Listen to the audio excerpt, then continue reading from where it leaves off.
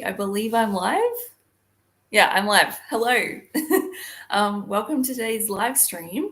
Happy Thursday. I can't believe it's already Thursday. That's crazy.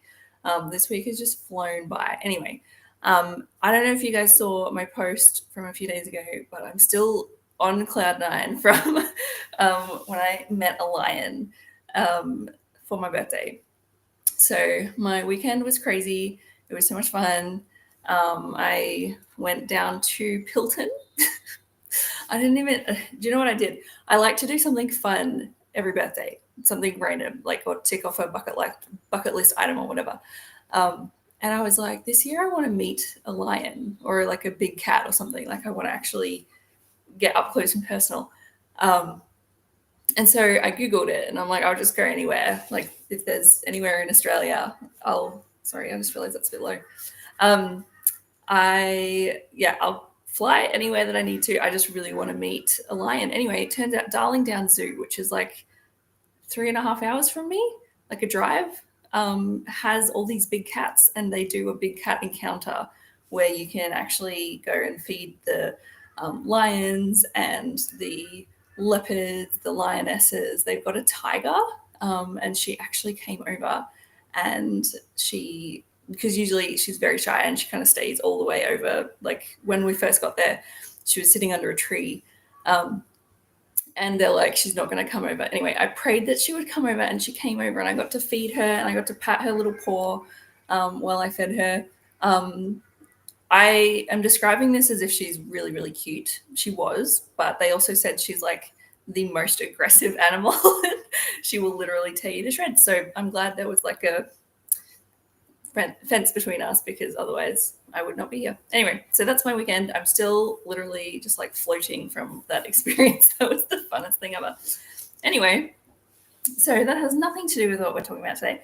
Today we're talking about what is a better phrase than work-life balance. So this may sound really random, but I don't know if I have mentioned this a few times. I get the topics for these videos by researching what Christian women who are struggling with their mental health are searching and Googling.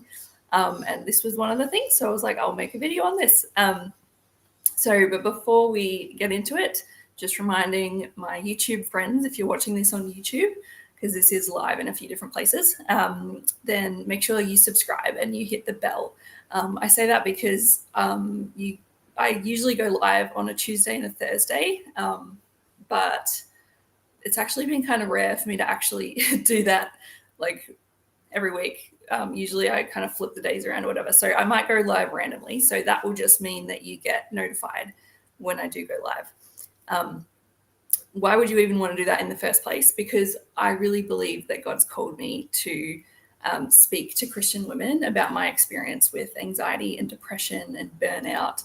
I really believe like God's taken me on such a journey and such a incredible transformation that if I look back to who I was even 5 years ago, definitely 10 years ago, and I had someone back then who had been through it and who had come out the other side, who could show me the way and show me what she had done, that would have changed my life. So I'm here to share my story and share what has helped me fight that mental battle and actually be transformed into the woman that I was designed to be before all of this mental mess happened, so that I can actually fulfill my calling that God's placed me on this earth to do. So that is what I'm here for, is to show you what I did, show you the things that God led me to. I didn't get a miraculous, instantaneous healing from my mental and emotional issues that I have going on. I can still struggle at times, but I have good strategies in place for when that happens. So that's what I'm here to do, is to show you the way. I believe that the enemy, I believe he's attacking me. The enemy is attacking me in this way. And I'll probably honestly battle this for the rest of my life. It's just kind of something that I am prone to, just like probably every Christian is prone to different things. So for me, this is my battle that I face. But yeah, God's given me some incredible spiritual help as well as practical tips that have helped me. So that's what I'm here to do, is to share that.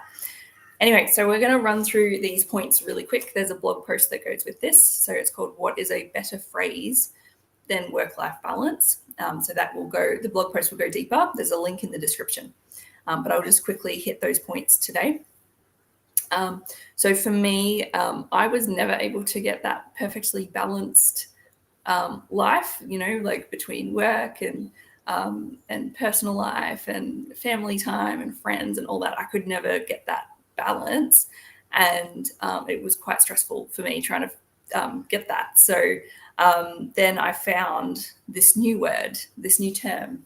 Somebody online actually mentioned it, and I was like, that is so much, that's such a better term for the way that I believe we're called to live our lives as Christian women. So the term is actually work-life harmony. So it's just a slight change there, but makes a massive difference. I'm going to go into why. So point number one, why it makes sense, why work-life harmony makes sense. Different seasons of our lives require different priorities. If you see me looking down, it's because I'm looking at my notes, because it goes with the blog post.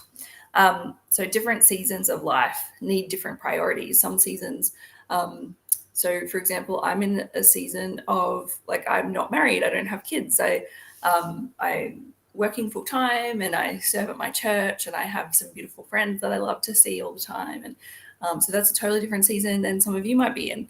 And it might be a different season to where I was 10 years ago, or where I might be in 5 years or whatever. So different seasons require us to prioritize the different things in our lives in different ways. So parts of your life should coexist harmoniously rather than be balanced. So that's why it makes sense. And then number two, using the term work-life harmony, it actually gives us grace over perfectionism. So it's easy to feel guilty if one area of our life actually takes up more space in our life. But I don't think it's a bad thing. Work-life balance makes us feel like we have to have everything perfectly balanced on a scale. But I think sometimes God calls us to put all of our focus into one thing. And so, I've had to do that too in this season, is particularly starting this up with We Bloom, I have had to pull back on some church commitments and things, and it sucks because I love serving, and I know God's using me serving in church too, but and he still is, like, I'm still a youth leader, I'm still big part of young adults and things like that, so I'm still being used in that, but I had to step back in some of those extra priorities so that I could give more to this, which I believe God's calling me to. So making choices like that. And harmony, what is this? It's hard to read my writing sometimes. Harmony gives us grace when we need to prioritize, which I think I just was talking about.